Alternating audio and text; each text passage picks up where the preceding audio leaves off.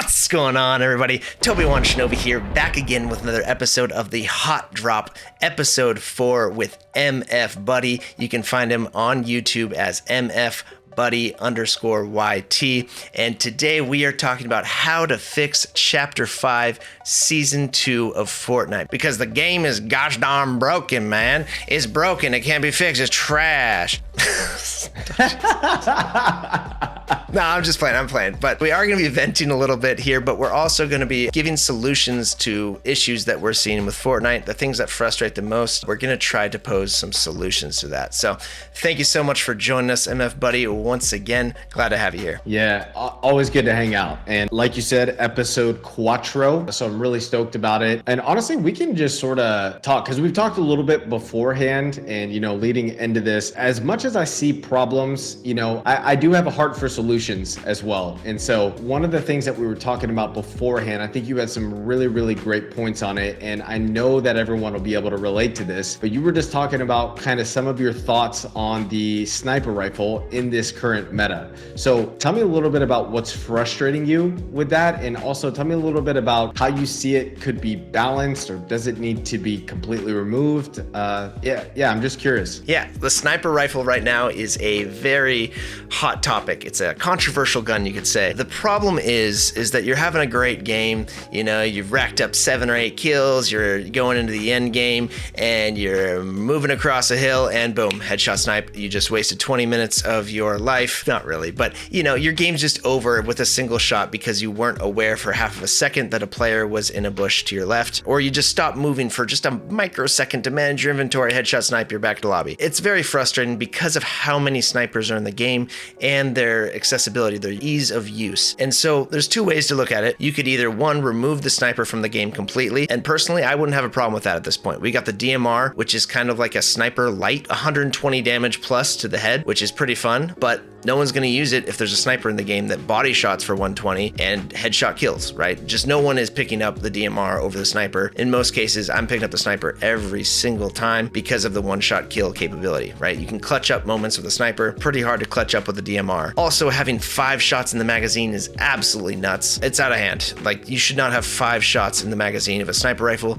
This thing is now basically a DMR, that just shoots a little bit slower. So what's the difference? Not much, except for the sniper headshots and headshot kills. So how do we fix it? We reduce the magazine to 1 shot only, and then if you want to throw an extended mag, you get 2 shots. That right there, I think, could fix it potentially altogether, because a lot less people will choose to pick up the sniper rifle if they only get 1 shot to hit a body or a head, because a lot of people miss their first shot, their second shot, whatever, and at that point they're like, okay, I'll pick up the DMR because it's got 7 or 8 shots or whatever in it, and the sniper only has 1, and I really don't hit my shots every time. You could also reduce the speed at which it zooms in, the scope speed. I think it's a little fast. You could also increase bullet drop or slow down the bullet trajectory like we had in Chapter 3 or Chapter 4. Of course, there were not 5 shots in the magazine those days either. We had 3 with the hunting rifle, the hunting... Bolt action? Yeah, bolt action sniper. Yep. Yeah, I like that gun a lot. I wasn't as good at the game at the point, so I don't know really if it was balanced or not, but it felt a little harder to use for sure than what we got today. One of the things that really brought a sense of balance with that, and I think we forget about it, but we had hit scan weapons, right? And I actually think that that's one of the things that does balance out an overpowered sniper meta. I will say I have grown in learning how to use these assault rifles, and I can still know how to track it even with projectile bullets in my assault rifle. But that is just one of the things that can bring balance. And speaking of assault rifles, there's definitely an imbalance in the force right now with some assault rifles without scopes, even if it's blue rarity. If you don't have a scope, you're down bad in this season, right? And you were talking a little bit about that as well, and I just would love to hear more of your thoughts on it. 100%. Yeah, the RNG right now in the, sniper and AR meta is a problem. One of the problems is the way that they nerf snipers is they reduce the amount of snipers, which when you actually think about it, that's kind of buffing sniper rifles, because now the people that have them, there's just less people that have them. And if you don't have one to fight against them, GG's. And then you've got also so many assault rifles without scopes. So how do you combat these snipers if you don't have a scope, right? And they're scoping in on you and you can't really land an accurate shot. You peek out, you miss a couple bullets, and boom, headshot. And then if people have a scoped AR and you don't, it's just pretty much game over unless you can get very close distance on them. There are an insane amount of assault rifles in the game that are dropping out of chests. It doesn't really matter the rarity, that just don't have scopes, and it drives me insane because you cannot really compete against someone with a scope. People with scopes have perfect accuracy. There's no bloom to their weapon at all. I mean, very, very little, if any at all, which no, there actually isn't. It's just all recoil. Once you have a scope, your weapon is perfectly accurate. Without a scope, it's absolute RNG past 50 meters. So you really gotta kind of burst the weapon, tap fire, and you're just gonna get smoked against someone with a scope past 50 meters. That's just the honest truth. And I don't like the fact that blue, purple, and gold assault rifles are dropping without scopes. Like the one thing that matters the most. Give me any gun. I don't care if it has a scope on it that's not a 4X. I'm pretty happy. I actually, like, in game, I will drop a golden Warforged AR for a blue one if I see that it has a scope. Even a green one, if it has the right scope, it doesn't matter. I'll still do damage with the green one, but I will do less damage even with the gold one just because it doesn't have the right attachment, the right scope on it. Honestly, it's a real easy fix. Just put a scope on anything over green. 100% of the time, we can hip fire the thing, and it's pretty much the same as not having a scope, right? Without a scope, it's an uphill battle against anyone who has a scoped weapon. And really, honestly, that kind of like immediately like jogs like my thoughts about another topic that we were going to touch on. Earlier, we were talking about the fact that the vaults in this season, I personally think that these vaults, they're not good. In ranked, you still need to be able to get in there, and they are sought out and they're worth it. I just don't think that they're what they need to be. And I've personally been very, very frustrated with the layouts of bunkers this season. First off, they're not spawning in until third zone, which is just too long. Yeah, half of them are in the storm. Yes, it feels like 8 out of 10 games. If I am going to go to a bunker, I'm going to be tanking storm for it. Was that intentional from Epic? I don't really know, but I think that we should be able to access mod benches way, way earlier. And also too, I still don't feel like there's enough locations around the map. I think they take way too long to open. And I'm talking about after they spawn in, like you're sitting there for like a minute and a half waiting for the thing to open up. Yeah. Someone's coming. Just let me in. Yeah. Let me in. Let me in. Yeah. But anyhow, yeah, tell me some of your thoughts on that. What are some solutions? How could that be improved? Yeah, there's quite a few ways to improve that. And again, going back to just so many weapons not having scopes. If weapons dropped with scopes, it wouldn't be such an issue. But you really do need to get into a mod bench to modify your weapon to have a fighting chance in the later game. Or kill someone who has a scope, or just get lucky and find one, which is pretty rare. Every time that I get a scope on my weapon out of a chest, I am celebrating, like so happy because it's so rare. Mm-hmm. It should not be. It's a big deal. It shouldn't be that crazy. So the way that we could probably fix this is by making the vaults either spawn in at zone 2 so that not as many people are going for those medallion POIs. Maybe they're setting up for bunkers a little bit more. There's a little more spread across the map. Less people dying off spawn. That's great. Another way you could do it is just put mod benches in every POI. Is it really all that bad to have people modifying their weapons? I don't know, make the bars cost twice as much or something like that if you really want to kind of balance it. But you still get gold and purple weapons, or rare weapons out of the rare chests, and a lot of loot from these bunkers, so it makes it worth it. And if you want, they're going to be hired NPCs in the game, maybe put them in the bunkers so that there's more value to getting in the bunker first. But I just don't see the need to make it so hard to modify a weapon, because it's so necessary to have a scope on your weapon if you're going to be fighting at longer ranges. I also don't see the need for, like, maybe it spawns in, maybe it doesn't. Like, I don't see the need for that. That's another thing that's super frustrating. Is like, if you drop one place hoping to be able to get a weapons bunker and that one doesn't spawn in that round, you actually have to travel another 500 meters. It becomes genuinely RNG. Now, I'm not trying to say that if you lose, you can blame it on luck, because I can be in those situations and I can still come out on top. But what I'm saying is, if we were talking like highest level tournament, it truthfully comes down to who has the most luck, because that stacks the probabilities massively in their favor. Yeah, if you're fighting against other players of your skill level or very high skill level and they have scoped ARs and you don't, I'm not trying to fight at all. Not even a chance. Yeah, forget about it. I'm just avoiding fights until I find a scoped weapon or get into a vault. And a lot of times that's really hard in ranked and tournaments when people like are smarter or a little more strategic, and they're all going for that. So a lot of RNG in the game, and I don't love RNG to begin with. It's a fun mechanic to have a little bit of RNG, like, oh cool, I got a gold weapon, oh I got this overpowered thing, that's awesome. But it shouldn't be like, oh, I can't play the game pretty much until I get lucky. And another thing is we have the ability to get a single mod bench kind of like halfway through the game or 3/4 of the way through the game from the loot island. But to me, the loot island, I don't know, it just doesn't hit the same that it used to. What's your thoughts on it, buddy? Yeah, I think you're right. If we think back to when Loot Island was first introduced, which was Chapter 4, Season 1, if I'm not mistaken. So beginning of Chapter 4, we have Loot Island appear, and the draw to it, like first it was brand new, right? So like super cool. On top of that, there was a Mythic Havoc pump there, pulse rifles, and slurp juices. So these are 3 items that are not available anywhere else except for here. That created a mid-game objective that was extremely sought out, which made the mid-game so fun. Yeah. And it was always exciting. You always knew that you were gonna get conned at the island and it was going to be a good fight. We don't have that anymore. What comes out of the flag at this point, one, it's not consistently the same. There's times where you get the loot from the flag and it doesn't even matter. It's pointless. Yeah. The only thing that's beneficial, in my opinion, about Loot Island at this point, it could be good for mobility and rotation, right? Rifts, pads, you're going somewhere new. The other thing is maybe you weren't able to get to a bunker because it randomly didn't spawn where you were at, and you still have guns that don't have any attachments whatsoever. You get another shot at a mod bench, or you're a teammate who got knocked out and you got rebooted late game and you need a chance to, again, put scopes on your guns. But I miss when it was desirable and rewarding to go to Loot Island to like fight for something. I remember feeling like amped up as I hit that rift back in Chapter 4. It's like, all right, you guys ready? Let's do this. But it was fun. It was worth fighting up there. That's just kind of my thoughts on it, but tell me a little bit about how you're experiencing it. Yeah, I feel the same. And I think that it doesn't have to be anything crazy. Like the Mythic Pulse was out of control. The Mythic Pump was out of control for sure. Those are way too overpowered. But you know, something like a guaranteed scoped weapons, even like guaranteed gold scoped weapons with like full mods on them. That'd be awesome from Flag. Maybe put the NPC in like a nice NPC that spawns up there. If you want to put NPCs in the game, which I'm 50-50 on, definitely not for ranked, but put them on there. Like give us a reason to go to island other than just to mod our weapons and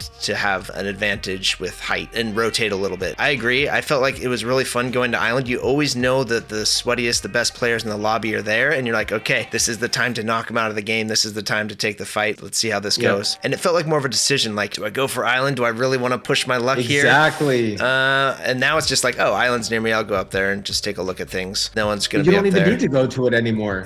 Yeah, I'm just taking a look. Like literally, that is what I'm doing. I'm just taking a look, just to see if there's anyone around, because I'm like looking for players to fight mid game. It's hard to find. Like you'll have a lot of dead mid games, and I feel like the island was one of those things that made the mid game kind of exciting. It's like, okay, now we definitely got some players coming here. They're gonna be good. This will be fun, or it'll suck. But either way, you know, I'm here for it. It's kind of a bummer. I feel like mid game objectives in general, there's not there. Like Storm Tower is not what it used to be. It doesn't have that same draw. Same thing with the island. There's nothing unique or special about it and what it offers anymore. And we could talk about it for a while, but I'll just end with this. Like, it's such an epic thing, like this big island rifting in and like all this like explosion, and it's like, oh, there's a mod bench up there, some jump pads. It's like, okay. But yeah, we could talk about any of these subjects forever, but let's keep it moving. Let's go on to stamina. I know that you feel pretty strongly about this, buddy. Stamina this season just feels a little bit off to me and a lot of players. A lot of people feel like they should be getting their stamina back, should be able to sprint, especially in zero build. So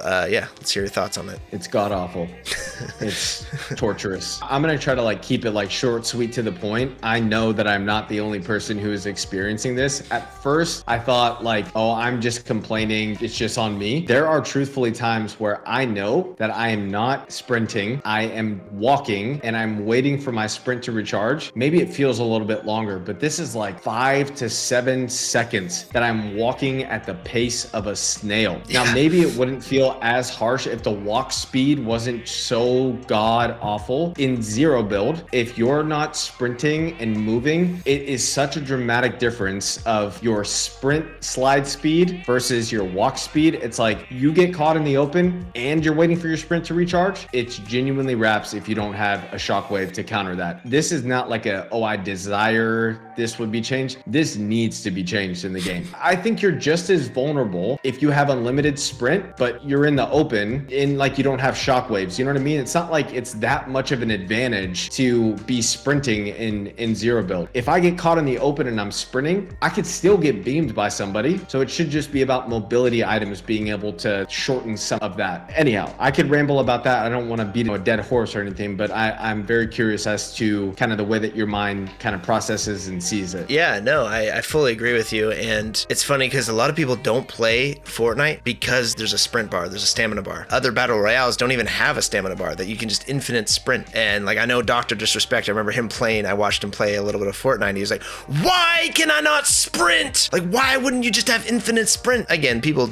do get tired when you run, but do they get tired after 10 seconds of running? Like, not that we're going for realism, but sprinting, like you said, it's not an overpowered mechanic by any means. Why don't we have just a faster stamina bar at least? There are times where I've been in a fight and I feel like I've cooled down. I've been like really trying to manage my sprint stamina and it's still not coming back. And I'm just like, maybe I tapped the sprint button for like a quarter of a second and then let off of it, but that just restarts the entire cooldown, which just doesn't make any sense. It's not like me doing this is all of a sudden making me super tired again. You know, it's silly. Not that realism matters, but it's again something we shouldn't be punishing players for tapping a button by just not giving them like one of the most important mechanics in the game. And we as like educational content creators should not be having to teach people the little tricks. We shouldn't have to be telling people you have to let go of your W key or your forward joystick. Like that shouldn't be a thing. Yeah. If I'm not touching the sprint button, the sprint bind, whatever it is, and I'm not sprinting, it should be recharging. So, I mean, again, we could talk about that forever, but let's talk about some other mobility stuff, some other mobility issues in our perspective. I'll just start off with the Cerberus dash or the dash mechanic that they've added. When you touch the green water, you get green skulls, or you have the aspect of agility, gives you the dash effect. It's kind of a teleport. Very, very, very powerful. It is always the medallion that I'm going for. It's also a reason I love to be around Grim Gate because it's just very powerful, but it's also extremely annoying because it's instant cooldown. You use 3 skulls, you jump back in the water, you get 3 skulls right back, and you can use all 3 just like that. I think that needs to be balanced a little bit better to make these POIs less annoying, to make the fights not last for 3 minutes of chasing someone as they're swimming away through green water and just completely just teleporting the entire time. All I'm trying to do is land 1 bullet on you, but I can't do it, you know, because you keep teleporting. I just think it's a silly thing, and that all that needs to happen here is add like a 1-second cooldown between getting your dashes back after touching water. If you use all 3 dashes, it takes a full second to get them back again. Maybe there's not a cooldown between using the dashes, but once you've used 3 in a row, there is a 1-second cooldown. That's all it really takes. Side note, that is another place where you can unintentionally burn all your sprint and not realize it just because you went sprinting and jumping into the water and you're swimming and you're still burning stamina and you don't realize it. That's a side note. I think it's a little bit too easy. If you're a decent player, you can land Grim Gates and you'll survive. There's just no way to die there as long as you stay close to the water. I think a cooldown is a very simple solution. It will force more fights to happen. They'll allow them to end quick. I think the fact that it has infinite uses just for touching the water just does not make a lot of sense. So something like a cooldown timer would be a really great solution. Again, it's just too spammable at this point. That just makes it annoying to fight people there. And let's just talk more about mobility. So Wings of Icarus, really cool item in theory, but in my experience, I'm never picking that thing up because in my lobbies, I get straight lasered out of the sky because of how long it takes to even get into flight. It takes the full like maybe 2-3 seconds once you hit the button to actually start moving. It gets you up in the air and then you pause for a second and then you can start to go. And by that time you're dead. Pretty much every time I've tried to use it in combat, it's been no good. So shockwaves and the dash are pretty much the only mobility right now that we can look to use in combat and get us out of bad situations. I feel exactly the same way. And that's not even taking into consideration consideration the another half of second animation to go into like the actual boost portion of the wings. Like I've seen memes where it's like Wings of Death. What's the quick? Yeah, well, they say like, what's the quickest way to go back to the lobby? And it's, you know, the menu screen clicking return to lobby, or it's somebody going up with the wings on the second part of the picture. Yeah. Like this is a joke to people because they're pointless. Now I understand in a lobby that's not near as sweaty as what we experience at a certain point, they're just useless if you're actually getting around good players. And I think the way to fix it is we can go in an angle when we get off the ground, maybe make that height that you go up lower, or just allow us to move quicker right off the bat, right? But the biggest problem that I have with it is like, I just want to get a little extra height right now. I just got this guy at one shot above me and he's on a 2-story or 3-story building. And all I got is this. I'm going to try to use it here. And then it shoots me in the air, pauses me for a good full second. I get absolutely shredded and I die. And I'm like, yep, definitely shouldn't have used that item. It was guaranteed death. Yeah, I mean, because when you go up, already get frozen, then as the bullets start hitting you, you get frozen even more. Yeah, it puts you in that dive thing. Yeah, that mechanic where it's like, so there's already a lot of drawbacks to it. You got a giant hitbox too with the wings. There's a lot of drawbacks. So just give us a faster animation at least. It'd be cool if you could go left, right, side, back, just being able to like kind of angle yourself from your start point so that people can't instantly just look up and laser. I personally think take them out. I think they're cool, you know what I mean? But I just think in comp, I don't think they need to be there. In ranked, I don't think they need to be there. That literally leads me into like another topic that we were talking about discussing was AIs and NPCs in general. I personally do not think that there should be hired AIs in ranked. Pubs, I guess it makes sense. It is what it is, even though I think that it's totally bizarre to choose over and over to rely on that as a crutch, but especially in ranked, I don't think they should be there. But tell me a little bit about how you see it. Yeah, they're a massive advantage in just pure like utility, right? Like you've got the ability to mark opponents through walls, basically get wall hacks every, I don't know, minute or so, just because you landed at this place and you got the NPC first. Also, they improved the accuracy of these NPCs. So not only are they creating like great utility for you by splashing you with heals and just giving you like basically infinite health or giving you like extra shockwaves or utility, whatever. Bunkers, yeah. But now they're actually lasering people. I hired a scanning AI just yesterday in ranked, and I got someone down to like 120 health. Like I was like, okay, this player might get away here. He's going for a car. My AI headshotted him with a Huntress DMR and killed him. I was like, what? A headshot? And it was such a crazy shot too. The guy was in like a full sprint jumping towards the entrance of a car. And I was like, I feel for you, dude. I'm sorry. I'm a bad person for hiring this NPC, but like there's such an advantage that it's hard to pass up. They definitely don't belong in ranked. In pubs, you know, they're kind of a fun thing, but honestly, they're just really overpowered. Even the grenade bots at this point are crazy. Oh my gosh. Like what? Why are they dropping grenades after they die? Why is that even a thing? That's like intentionally allowing something to grief somebody else's game. There's no need for them because that player who hired the AI is dead. They're going back to the lobby. So why have a mechanic that it just intentionally griefs another player who just killed you? Yeah, you get in a house with them with no mobility and you're like, oh no, that's a bot. It's gonna blow up. Yeah, it's terrible. You kill the player and then the bot's like right behind you blocking the door and you're like, sweet. Cool. Back to lobby we go. They throw dimes like it's freaking Tom Brady. I'll be running through like an open field and I'll see the bot like trailing behind and then it just turns and looks at me and it's like, boom, boom. It's like, no, I gotta get out of here. Like I got a full move and he's just hucking them like over and over. It's crazy. Also, their ability to just like teleport up to their owner, that should not be. Like we were beating the crap out of the guy who hired. Yeah, like, and because I'll be like frying them sometimes and I'm like, all right, I'm just gonna eliminate the AI and then they're like, shoot.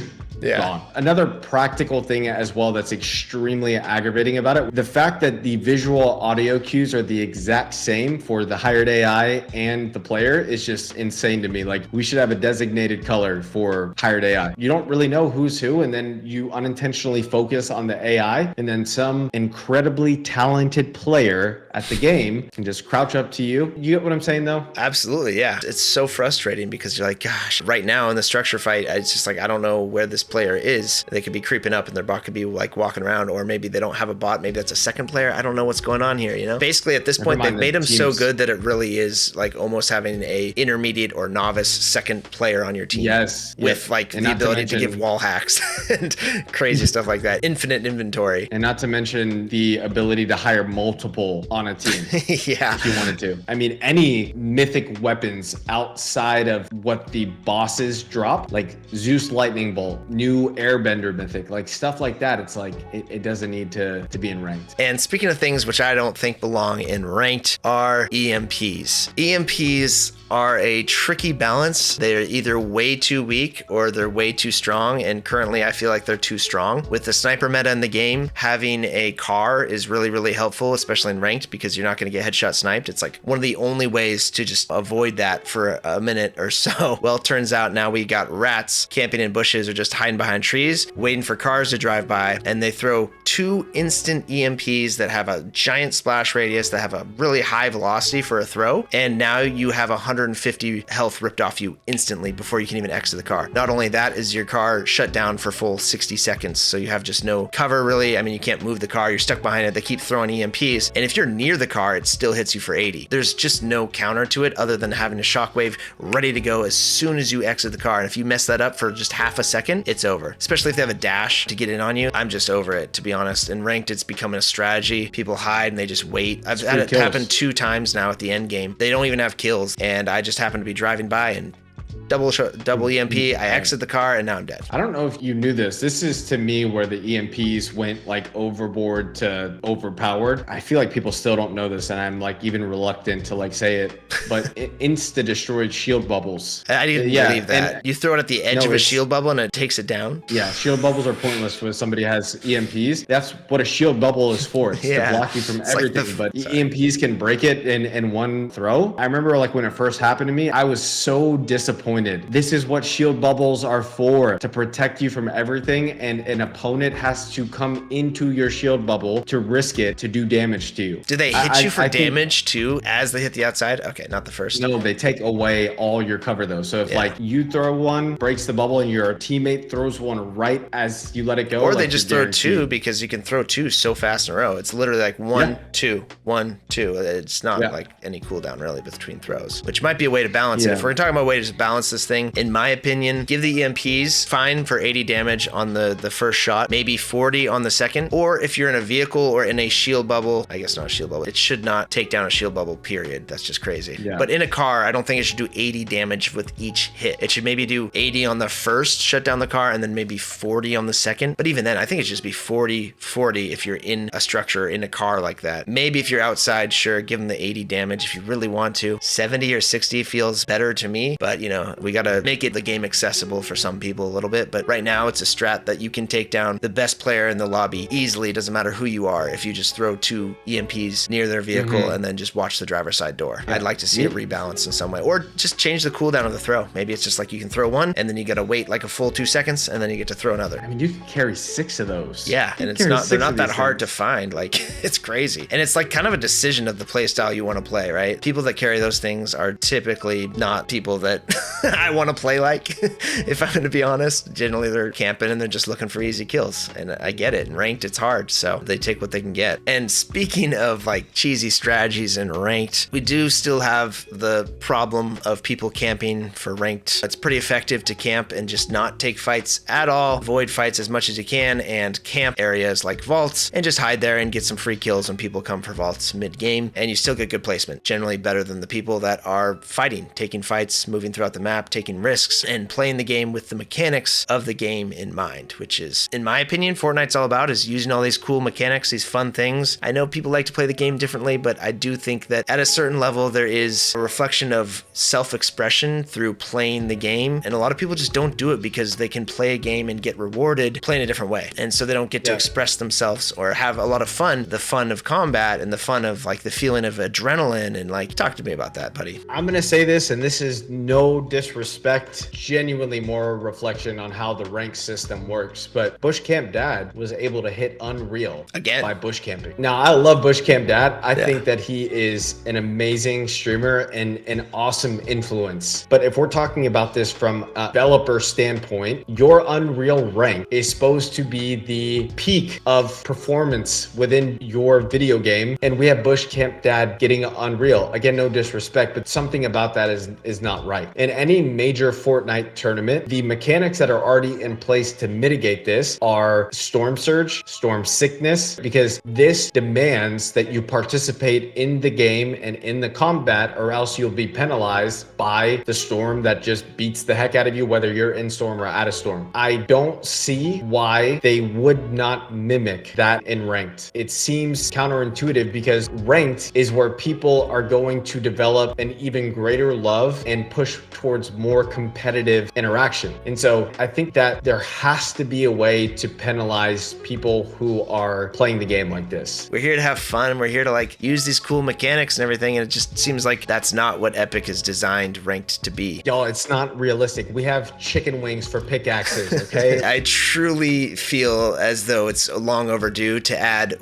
one siphon to ranked. Just generally no idea why that's still not in ranked. If anyone's wondering, Storm Surge is a mechanic that if you sit for too long and you don't deal damage to players, you basically take storm damage. So you have to deal some points to damage to players, which means you're involved in fighting players so that you don't get storm sickness from just sitting around. The other solution I could see for it is if you sit in like a 20-meter area, basically after like a minute or so, it just kind of pings a little marker. It's like this player's standing still, pings a little marker, 20-meter little radius here from where they were. And if they are still within that 20 meters after 3 minutes, we're just going to mark them. It just gives some sort of detriment to sitting around doing nothing, because honestly, that is the best way to play. It's the safest way to play until the end game, and then you can rack up some kills. But I just don't think it's very fun for the person doing that, and it's not very fun for the people that have to play against that. You have one life in this game, and you spend 20 minutes playing the game just to find out that someone's been hiding in the tree that you just walked by or the bush that you walked by. It's just really annoying. Maybe that's just the FPS arena player in me that just says, I want everything to be about combat. I know a lot of people out there are like, dude, there's strategy to the game, there's tactics. I get it. I'm all for it. But at the same time, there's a fine line between being a rat and being strategic. There really is. Yeah, I'm in the same boat as you. Maybe it's like my background as well of FPS combat, but I'm right there with you. And then Siphon, just quickly touch on that. Siphon, I think, is a great thing. In creative modes, Siphon's fun because it allows you to get into more combat. Obviously, in creative, it's nothing like the real game, but a lot of people put Siphon in their map so they can continue to fight. Even if they put a 50 HP Siphon, if you kill someone in 0 builds or even in builds, just give us 50 HP back per elimination. Once they're actually thirsted, if you're in team modes, you knock them and then you kill them while they're on the ground, give the person 50 HP. What that does is it really, really helps with these third parties. When you take a fight, you get out there, you put yourself at risk, you have a good fight, and it's like, yes, we won that fight, and then you've got a rat hiding in a bush who just shoots you once, or somebody that just shockwaves onto your head looking for that easy kill. Because in ranked, that is very much a recurring event. Like every time you take a fight, you're pretty much expecting a third party. And it's really annoying. Another thing that makes you want to not take fights, just avoid fighting, which is the funnest part of the game, in my opinion. And I think a lot of people will agree with that. Once you're using those combat mechanics and all the fun stuff, the utility that Fortnite has put into the game, that's really what the game is all about, in my opinion, is getting active, fighting players, avoiding fights, learning how to navigate dangerous situations, getting that heart pumping. But if you don't want to do that because it's putting yourself at a massive risk every time you do it, it kind of sucks, So give us a little bit of reward for actually putting ourselves out there, putting some risk out, and getting in a fight, getting involved. I totally agree. When Siphon originally got removed, I actually was on the side where I didn't mind it. But the more that I've played at a high rank level, competitive level, the more I'm like, okay, I get it. I really understand why this mechanic, this feature was in the game, what it does to the game when it is not in the game. Now, if you are not trying to play the game high combat level, you'll never care about Siphon, how it could help you out. But exactly like you said, why should the people who take big risks be punished for that? There should be a reward, and it would need to be immediate help. And so if those things were introduced in ranked, I think that would actually bring a lot of balance. And I already play a lot of ranked, but I would enjoy it even more if I had to fight and get Storm Surge. If I could get a Siphon after my eliminations, like I would enjoy that game mode more than I think, anything I've ever played with Fortnite. Yeah. And at that point, rank starts to become a reflection of like combat efficiency and smart decision making and increase the skill ceiling a little bit. Yeah. I agree. So overall, I think ranked is a good experience, but maybe not a true reflection of skill, which is I feel like what the mode should be about. And if we're on that subject, let's spend another 30 minutes talking about removing cheaters from the game. I'm not even going to delve down it because the cheating is such a problem right now. Whether you believe it or not, there are cheaters out there. And it's become this thing, man. It's so rough because you have really great players in the game who are now being accused of cheating. People in the Shinobi Clan, honestly, like I'll say a name. Zeraxis has been accused of being a cheater by multiple people, lots of people, but the guy has spent so much time aim training, and it's like a basketball player who's put in all the hours dribbling, do all these drills and like really putting in the work, and all that just be taken away because people are just constantly like, oh, he's just cheating. And so it sucks on both sides. It's like either you're a really good player and you're a cheater in most people's eyes, or you're a cheater and you're a despicable person, you know, and there's too many of those, so everyone's got to be a cheater, right? Plain and simple, the online gaming space is in need of some sort of reform. We're not talking up, down, left, right, L1, R1 cheats anymore. There's money involved in this. There is deception at a high level. This is multi-million-dollar industry that is completely crushing the competitive integrity of most first-person shooters. We need something different. And like you said, it could be a whole other 30 minutes. We won't dive into it, but yeah, if you're a cheater and you set eyes on this, just know that you probably should stop. Your time is overdue too. Yeah, it's coming. Your time is coming to an end. I hope. AI anti-cheat or biometrics to log in would be a good start, but yeah, again, we can talk about that later. Let's wrap this up. We've done a lot of talking, and we would love to hear what you guys think as well. Like any of these topics we've brought up, if you have topics yourself, please drop them in the comments below. We'd love to hear about them. We'd love to discuss. We'd like to see this stuff. Overall, it does improve the game when people start talking about issues and possible solutions instead of just complaining the whole time. Solutions are always great, so try to be solution-minded when you drop some comments, but yeah, we'd love to hear them. And thank you guys so much for watching episode 4 of The Hot Drop. And again, this is MFBuddy. You can find him on YouTube, MFBuddy_YT. Go check out his channel. He also does zero build content, educational content similar to me. And thank you guys so much for watching. Have yourself a great day. Shinobi and MFBuddy out. We out.